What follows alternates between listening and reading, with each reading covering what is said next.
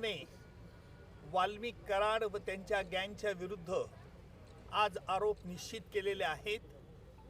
दिनांक 9 डिसेंबर 2024 रोजी संतोष देशमुख यांचा कट करून संगनमताने आरोपींनी खून केला आणि त्याचप्रमाणे यातील काही पुरावा नष्ट करण्याचा प्रयत्न केला।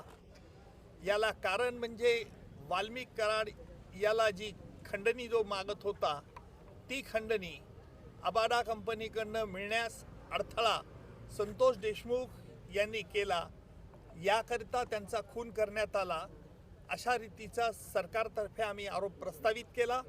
न्यायालयाने आरोप त्याप्रमाणे आज निश्चित केले।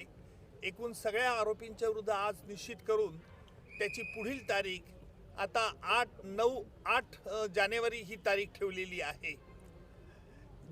आजही आरोपींतर्फे पुन्हा हे आरोपी निश्चितची सुनावणी लांबणीवर टाकण्याचा प्रयत्न झाला।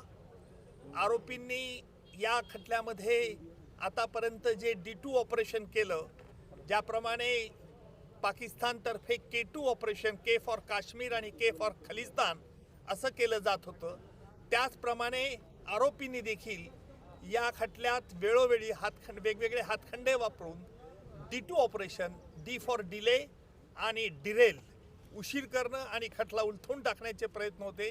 त्याला आज आरोप निश्चित झाल्यामुळे या प्रयत्नांना चाप बसलेला आहे आणि यापुढचं सुनावणी, यापुढे जी 9 तारखेला सुनावणी आहे त्यामध्ये सरकारतर्फे कागदपत्र ज्यांच्यावरती प्रॉसिक्युशन भिस्त ठेवत आहे ती कागदपत्र आरोपीला मान्य आहेत किंवा अमान्य आहे याच्याकरता विचारलं जाईल।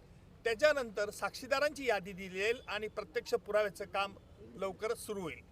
आरोपींच्या वतीने वारंवार वकील बदलले जात होते, त्याबद्दल देखील आज कोर्टाने नाराजी व्यक्त केली। काय नेमकं? त्यालाच आम्ही आज आक्षेप घेतला की आरोपींतर्फे जे वेळोवेळी वकील बदलण्याचा त्यांना अधिकार आहे, नाही असं नाही आहे, परंतु वेगवेगळ्या 30 कारणं ही पुन्हा पुन्हा न्यायालयापुढे मांडण्यात येत होती। म्हणून आम्ही न्यायालयाला विनंती केली की न्यायालयाने यापूर्वी देखील त्यांच्या म्हणण्यावरती त्यांचं म्हणणं ऐकलेलं आहे, त्यामुळे न्यायालयाने यावरती निश्चित प्रकारचा आदेश द्यावा।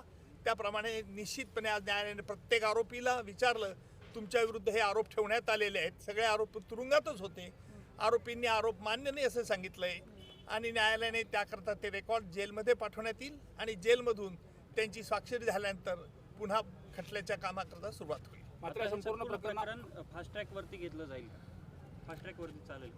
आता आपण बघितलं असेल की आज आरोप निश्चित करण्याकरता किती महिने वेळ लागला। न्यायालयाला वेळ द्यावा लागतो कारण वेगवेगळ्या कायदेशीर बाबी हरकती घेऊन हा खटल्याबद्दल आरोपी लांबवण्याचा प्रयत्न करतात हे स्पष्ट होत होतं, परंतु कायद्यामुळे त्यांना संधी द्यावी लागते आणि म्हणून फास्ट ट्रॅक कोर्ट असो का स्लो ट्रॅक कोर्ट असो, परंतु खटला लवकरात लवकर चालवण्याचा प्रयत्न सरकारतर्फे होईल। मात्र मान्य कोर्टाबरोबरच गेले होते आणि तिथून देखील स्थगिती आणायचा प्रयत्न केला होता, स्टे मिळण्याच्या अनुषंगाने प्रयत्न करत होते। उच्च न्यायालयाने, माझ्या माहितीनुसार उच्च न्यायालयाने आरोपी निश्चितीसाठी कुठेही स्थगिती दिलेली नाही। त्यांनी काल तसा प्रयत्न उच्च न्यायालयात केला, उच्च न्यायालयाने त्यांना तोंडी नकार दिला होता।